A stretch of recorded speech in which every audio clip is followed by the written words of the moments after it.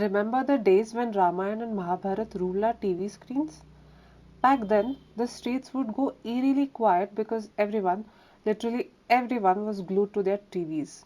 It didn't matter if you were in a buzzing city or a sleepy village.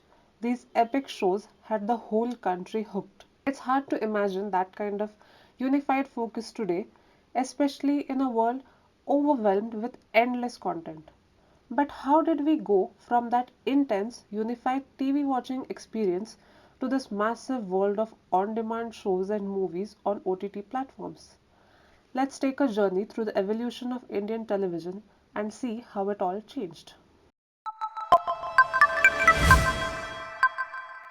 In 1959, India ventured into the world of television with the launch of Doordarshan or DD.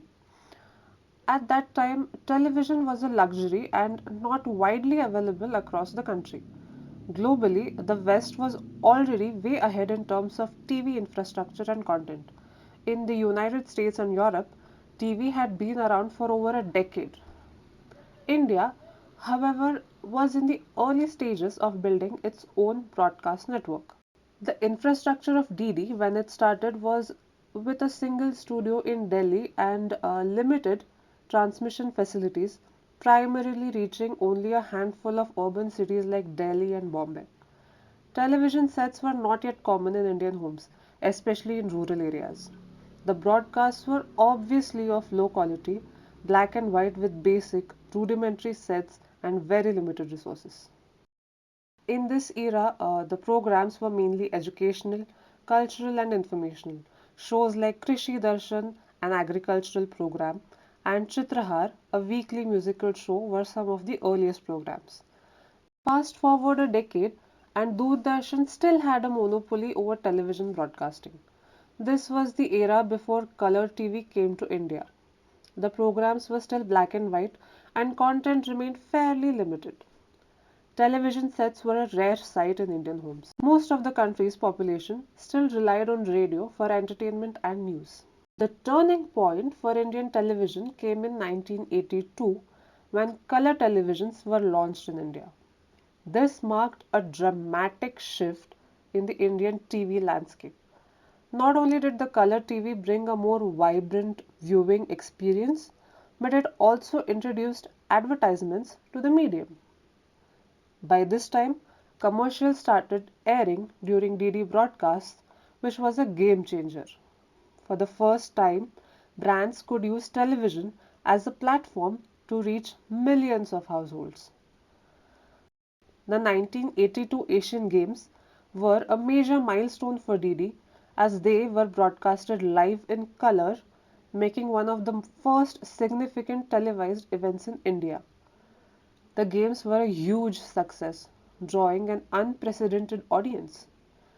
DD also began to air more entertainment based content like Katha Sagar and Bunyad, but the defining moment was the arrival of two iconic shows, Ramanand Sagar's Ramayan in 1987 and B.R. Chopra's Mahabharat in 1988. These shows became phenomena. The retelling of these ancient epics captured the nation's imagination. Sundays became synonymous with these shows. The shows garnered massive ratings and became an integral part of Indian culture. During this period, DD was still the only channel on Indian TV and it dominated the television landscape, though the competition was starting to brew in the air.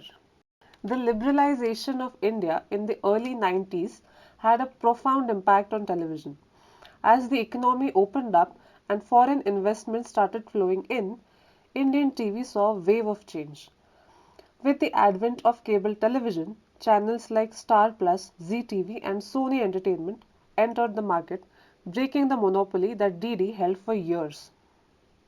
This influx of new channels brought a diverse range of content catering to different tastes and interests, from reality shows to international programming. This marked the beginning of a new era of television in India where audiences were exposed to more global and varied entertainment. The first to break the monopoly of DD was Zee TV in 1992, followed by Star Plus and Sony Entertainment. These channels introduced a new genre of television: soap operas, game shows, and international formats that offered a much higher production quality compared to DD's limited budget programs. The audience now had choices. Private channels bought in foreign shows, increased advertising revenues, and made TV a more mainstream entertainment medium for the masses. By the late 90s and early 2000s, soap operas ruled the Indian television landscape. Fictional shows like "क्योंकि सास भी कभी बहू थी," "कहानी घर घर की," "रिश्ते" became extremely popular. The late 90s and early 2000s weren't just about soap operas. Reality TV also made its grand entry, adding a whole new dimension to Indian television. Shows like "Kaun Banega Crorepati," hosted by Mr. Amitabh Bachchan, became iconic.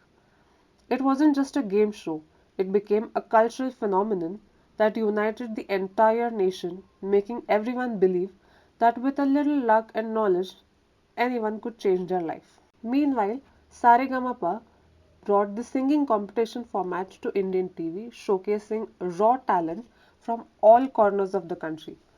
These shows broke boundaries by giving ordinary people a platform to showcase their skills, turning everyday contestants into overnight stars. As the 2010s progressed, daytime television viewing started to decline gradually, and so did the quality of content. In the later years, daily soaps, reality shows, and melodramatic serials became increasingly formulaic. The internet began to rise as a dominant force, offering endless entertainment options at our fingertips. Viewers now had access to international content, and platforms like YouTube began offering an alternative to the traditional TV viewing experience. The audience started moving away from linear TV to on demand content where they could watch whatever they wanted whenever they wanted. This shift marked a new era for entertainment, and traditional TV channels had to evolve to stay relevant. By the mid 2010s, the OTT platforms exploded onto the scene. Platforms like Netflix, Amazon Prime, Disney Hotstar, and ZEE5 offered a new era of entertainment. They didn't just provide TV shows, but also movies, web series, and exclusive international content. Content became diverse, from thriller series to documentaries. Audiences could now explore a much wider range of genres. Binge watching became the norm, and traditional TV shows started to face more competition. Today, traditional TV channels face significant challenges, especially when it comes to appealing to the younger generation. The rise of streaming platforms, social media, and short form content on apps like Instagram and YouTube has made the attention span of viewers much shorter. TV channels need to rethink their approach to content, targeting the millennial and Gen Z audiences who prefer flexible, engaging, and on demand content. The shifts in the quality and style of entertainment over time offer a profound commentary on the societal values, cultural dynamics, and collective psyche of each era, revealing what a society cherished, feared, and aspired to in those moments of history. From the collective joy of neighborhood TV nights to the solitude of midnight binge watching, entertainment has come a long, long way. As technology advances, who knows what the future holds? What do you think the next big shift will be? Drop your thoughts in the comments and don't forget to like and subscribe for more interesting videos.